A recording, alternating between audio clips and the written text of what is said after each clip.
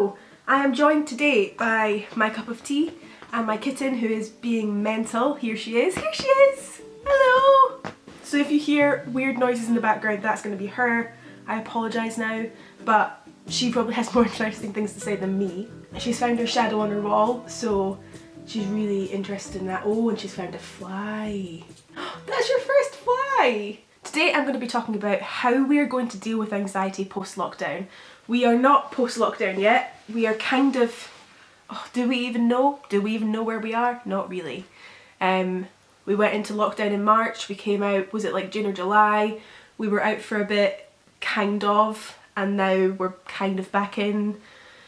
It's been a massive higgledy-piggledy mental year that's been so difficult. But I think we can all agree that while there's been absolutely horrific things that have happened this year, and while COVID has completely changed our lives, there has been good things from it. And I've had quite a few people messaging me and asking about this topic and saying they're really anxious about what post-lockdown is going to look like.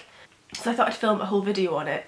Whether you're somebody that has been on my channel for a long time with anxiety, or you're somebody that's never really experienced anxiety and this is your first time kind of trying to research it or understand it, I hope this video helps in some way. The first thing I want to say is that lockdown isn't going to suddenly end, you know. There's been talk of a vaccine recently, there's been talk of lockdown ending, all these things, which has probably been playing on our mind and made us feel a bit anxious, but there isn't going to be a sudden, oh, we're in lockdown, these are all the restrictions, then bam, absolutely no restrictions, everyone's free to do whatever they like. It's going to be a slow, progressive change, just like kind of going into lockdown was, and then coming out again and then going back into it. There's going to be slow changes to when lockdown is no longer a thing. There'll be lots of good things about that, but I think the uncertainty of what life's going to look like now, or maybe there's things that you didn't really want to go back to, maybe there's things that you really enjoyed about lockdown, about not having to go to work or not having to socialise in the same way. I think we're all worried about the uncertainty and what it's going to look like. I just want to reassure you that it's not going to be a sudden process. It's going to be a long time. We're going to have a lot of time, I think, to adjust to a new way of living, the new normal that people keep talking about. We're not going to have to do anything really super suddenly and things that we're not prepared for. Moving on from that, I think one of the big things that we've experienced and are going to experience again is FOMO, fear of missing out. I know that this year, probably more than ever, I have experienced FOMO, whether it's people that I don't actually want to do what they're doing, whether it's, you know, a family who have children. I'm not ready to have children yet, I don't want children yet, or couples that live together. I don't feel ready to move in with a boyfriend yet, that's not somewhere where I am. Or people travelling or going on holiday. That is something I probably want to do, but something I'm not nearly ready for yet, and that's okay. I have experienced massive amounts of FOMO, and I think a lot of us have. One of the good things about this year is we have all been in such a similar boat. We've had very different situations. Some people have been dealing with co-parenting throughout this. Some people have been dealing with mental health problems throughout this. Some people have lost family members and not been able to go to funerals. There's been a massive host of different things that people individually have dealt with. But the one thing we can all say is that we've felt some form of anxiety over the past year. And when we come out of lockdown, one of the things I feel will happen is we're going to go back to posting on social media and trying to make everybody think that our lives are great, posting about our friends, posting about our partners, and not sharing any of the bits that are difficult. And we are going to be on social media and see all these things and say, well, I don't have a job, I didn't follow my dreams, I didn't go to university, I can't drive. We're going to be constantly comparing ourselves again. And I think it's going to be worse than ever. I think people are going to be so desperate to, you know, share their joy or maybe show off a little bit that I think our Instagram stories and Facebooks and stuff are going to be filled with things that make us feel really awful. One way that I counteract that is I only ever follow people that are real and that I like. I don't really follow people that I feel are trying to show off or that are trying to sell things that aren't real life, or trying to make people feel like their lives are the best and everyone else's lives are the worst. I do not follow people like that. Another thing is just to remember, however it is that you're able to remember, putting post-it notes on your phone, I don't know, whatever way it is, having the background on your phone saying, take every single thing you see on social media with a massive pinch of salt, and know 90% of that is not true.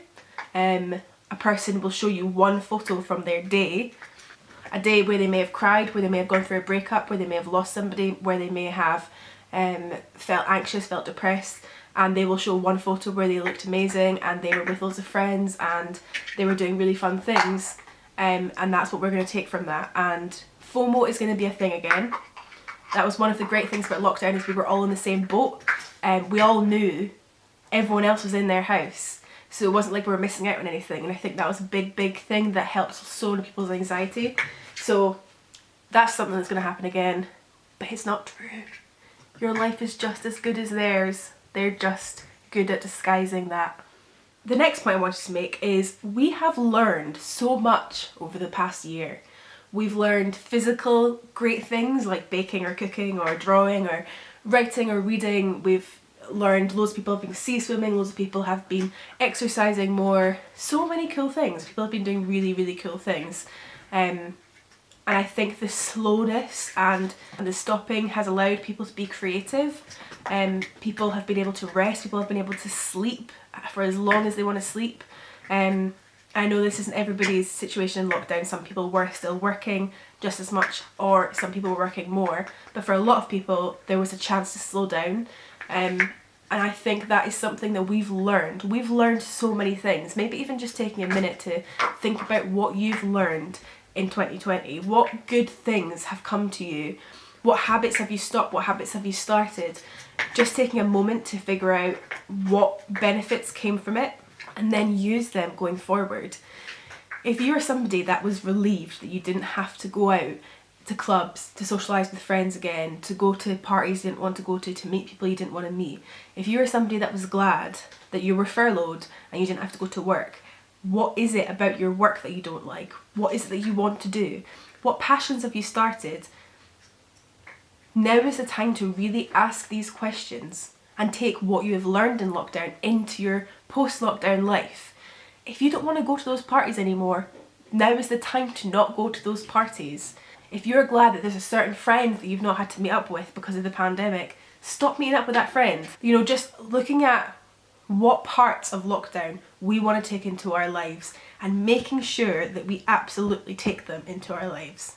The next thing, which is probably the main thing I want to talk about, is back in March, I believe it was the 23rd of March, when, you know, even a week before that, I remember thinking, there's no way we're going to go into a lockdown. That's ridiculous. Like, everyone else has taken it too far. Chill out. And then suddenly realising we were going into a lockdown and we weren't allowed to leave the house, and I live on my own, and blah blah blah blah, all these really anxious, scary feelings. I was like, there's no way I will survive the 3-week lockdown that Boris Johnson has put on the UK. And then there was like 4 or 5 months after that, and actually we're almost in December and we're still in a form of lockdown. If somebody had told me in March that this would be lasting still in December and we might not be able to have Christmas with our families, I would, I don't know what I would have done. When I've told you before on this channel that when we were going into lockdown, I had a massive tantrum in my dad's car and stormed out of his car, slammed the door, tried to walk home, and he drove after me. It was a massive dramatic scene. Got in the car and I just cried and cried and I felt ill, and I was like, I'm going to have to be on really strong drugs, I'm going to have to go to hospital. None of that happened. None of that happened. There was days where I felt very anxious, and then there was days where I was like, I can't believe I just got through a whole day. And the time was just going by quite fast because I was kind of enjoying what I was doing and I was just taking things slow.